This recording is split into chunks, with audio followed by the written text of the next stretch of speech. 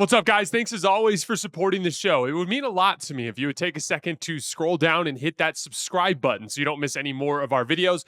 Also, make sure you follow us all over social media so you don't miss any of our content or show announcements. Pacers Cavs. The Cavs jumped up to a 19-point lead early in the second quarter.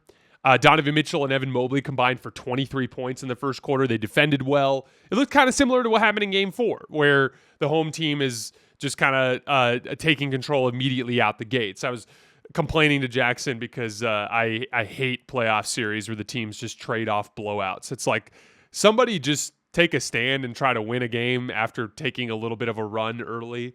And that was what the Pacers did. Because if you guys remember in Game 4, the Pacers slammed the door shut with a 17-0 run right before the half that put the game completely out of reach. And all of a sudden the Cavs were in no position to even mount even a semblance of a comeback. I mean, they outscored the Pacers by 21 in the second half and still lost by 20, right? But the Cavs were unable to make a similar type of run tonight. In fact, the Pacers made a big second quarter run that regained a presence in the game that they then rode to a big lead in the second half. Every time the Cavs made a run, Tyrese Haliburton had a response. He's the guy who ignited the run right before the half that brought the game back within reach. He hit an assortment of pull-up threes versus different pick-and-roll coverages. He hit one over Jared Allen in a switch. He hit one over Jared Allen in a drop coverage from way out, damn near by the logo. Just caught a heater there shooting the ball. That brought them back into the game. And then the Cavs did end up making another run in the fourth quarter that cut the lead down to 1 off of a couple of back-to-back threes from Donovan Mitchell. And Tyrese Haliburton slammed the door shut on that too. He ran a simple pick and pop off of a big offensive rebound from Miles Turner and hit Andrew Nembhard on the left wing, who hit a 3. Ty Jerome goes down and decides it's his time, even though it hasn't been his time in that entire series. So I'm not sure what he was thinking, but ran in there and tried to take some floater. And Tyrese Haliburton, just beautiful rear view contest, swatted it from behind, got the rebound, went down the other way and got an and one, and basically ended the series and ended the Cleveland Cavaliers season. Now, here's the thing. Tyrese, he may not have had the statistical impact in this series that Donovan Mitchell had, but I thought he dominated every pivotal stretch of the series. He goes for 22 points and 13 assists and a wire-to-wire Pacers just kind of like just demonstrate to everybody what makes them so good in Game 1. Then he hits the game winner and 2 driving layups in crunch time of Game 2. And then he goes for 31, 6, and 8 tonight and dominates every pivotal stretch of this closeout Game 5. Haliburton's just having a very special playoff run. And I'm really, really excited to see what it looks like in that next round. I want to shout out a couple other Pacers before we look forward. Miles Turner, I thought he whooped Jared Allen's ass in this series on both ends of the floor. Scored in double figures every game. Caused all sorts of problems for him on the roll where he was missing some shots that he usually makes. Killed him on the glass. Had that critical offensive rebound again tonight. After that miss, Jared Allen boxes him out. It's a 1-point game. Cavs get a rebound and go down and score. We might be heading to Indiana for a Game 6. But he just throws Jared Allen out of the way like a rag doll. Gets the offensive rebound. Swing. Next thing you know, it's that Tyrese Haliburton, Andrew Nembhard 2-man game that ends in the 3 that puts him back up by 4.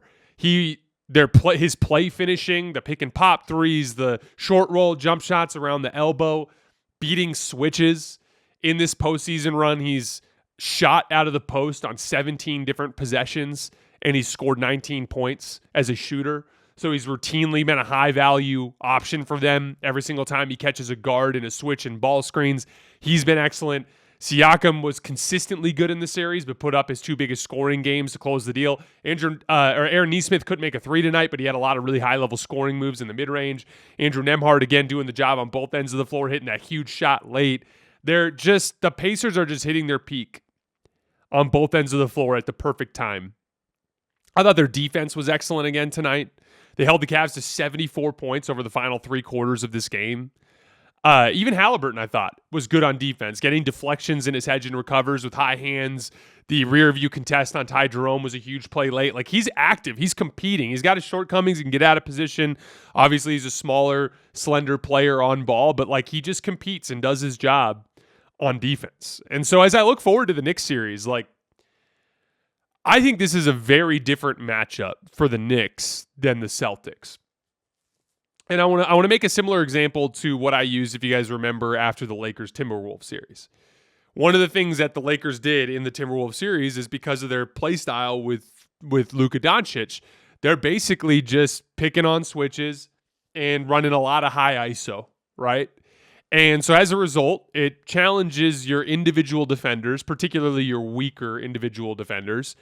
But it is not so much a mental challenge. It's not a lot of ball and player movement. There's not a lot of like pace and blender to what they're doing. And then you go into the Minnesota matchup, or you go into the Golden State matchup with Minnesota, and all of a sudden it's like in game one, you could just see it's like Steph's getting clean looks right away. They're losing Buddy Hield in screening action. It's just all of a sudden there's just this blender of ball and player movement. And like without Steph Curry, they were holding second half leads in the games in Golden State, although the talent differential ended up being too much for them to overcome. But there's a similar dynamic at play as we head into this next matchup for the Knicks, in the sense that as the Knicks deployed a game plan centered around switching with their five and switching with Jalen Brunson, which I agreed with was their best game plan for the Celtics in particular, the Celtics fell into the trap.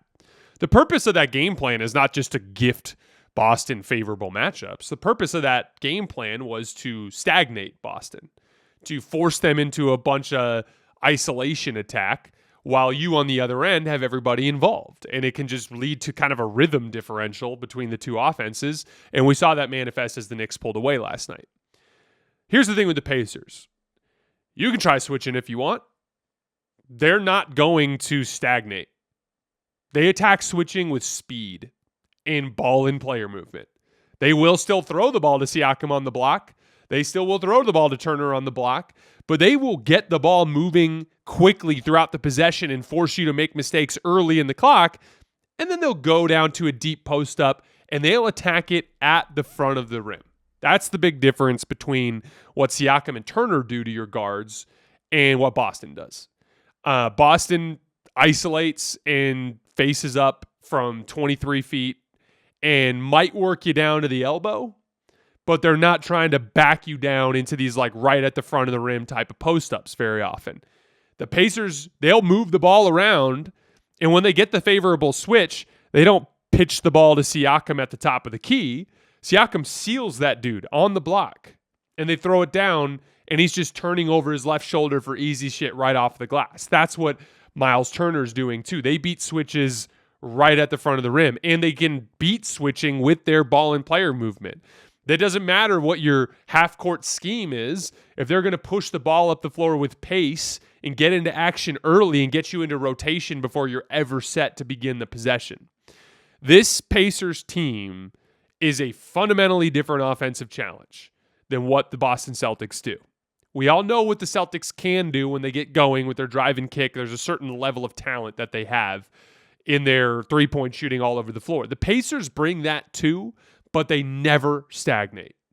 That's the big difference. And all I could think about last night after the Knicks won and everyone celebrating the Knicks is I'm just worried about a guy like Karl Anthony Towns just being put into a million actions at the top of the key and not like being asked to just guard Tyrese Haliburton in switches in space, but rather Tyrese Haliburton getting there and then just driving right by Karl Anthony Towns and swing and pass and drive and kick and another wide open three. Like there's a pace and a flow to what the Pacers do that never runs out of steam.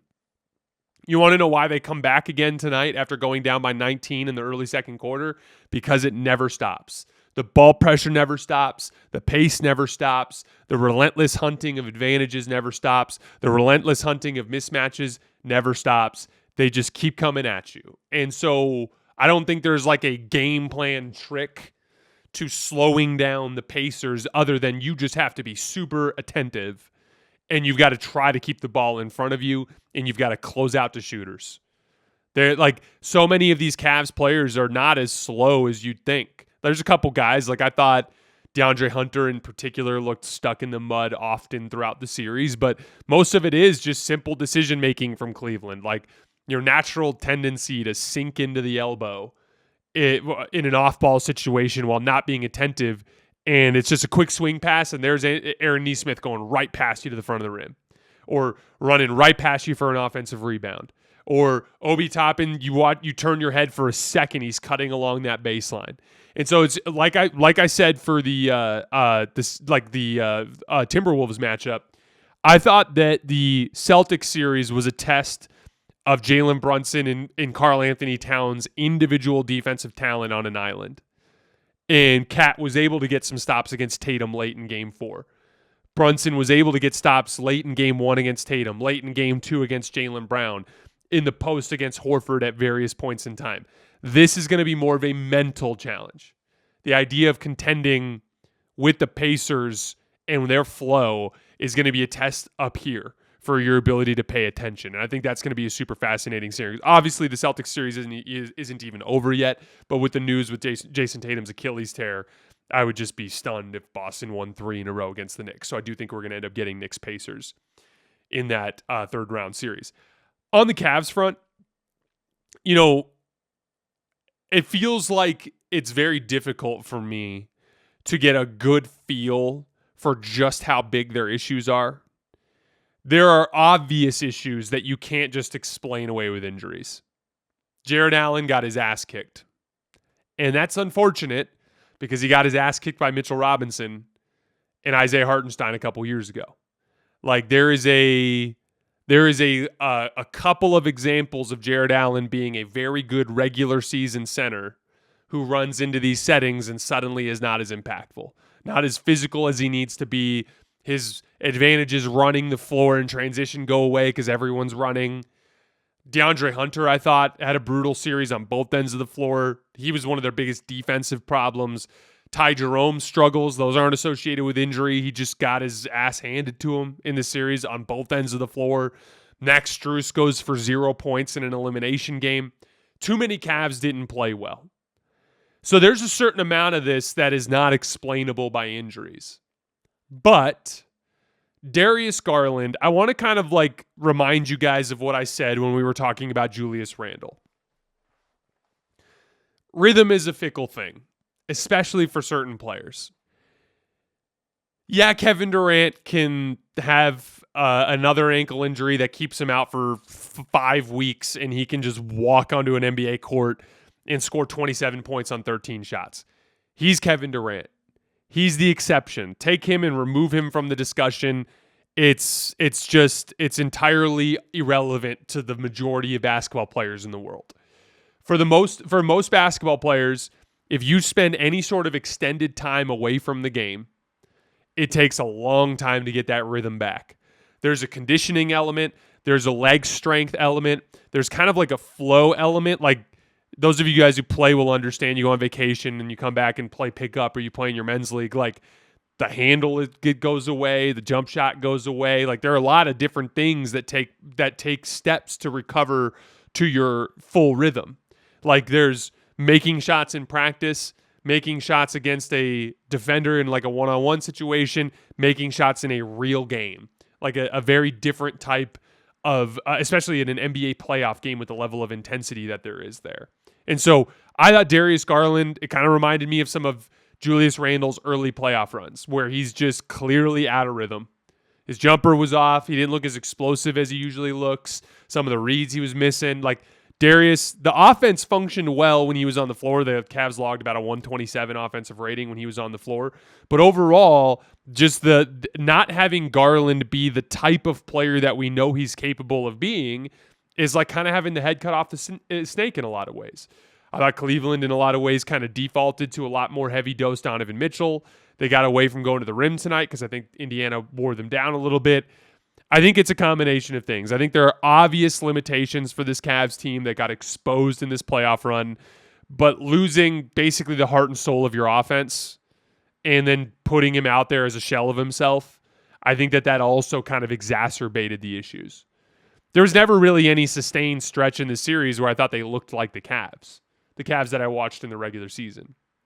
And so I think it's important as you head into this offseason to acknowledge that some of this is not explainable by injuries, and you need to look at some specific ways to kind of reconfigure the roster. Like if you're going to end up playing small with Evan Mobley at center for large portions of the game, or if you're going to close with Jared Allen and Jared Allen's going to get just stuffed in a bag by Miles Turner, like there's a certain amount of like you got to start looking at that wing position and trying to get a better version of like what DeAndre Hunter is, what Dean Wade is. They need something that provides more juice for them in these playoff lineups, because too many of the guys that worked for them in the regular season did not work for them in this series. We'll do a lot more digging into that as we get into the offseason. My whole frame of mind is very much focused on the postseason right now, and we'll take a lot more look at that when we get into June and July.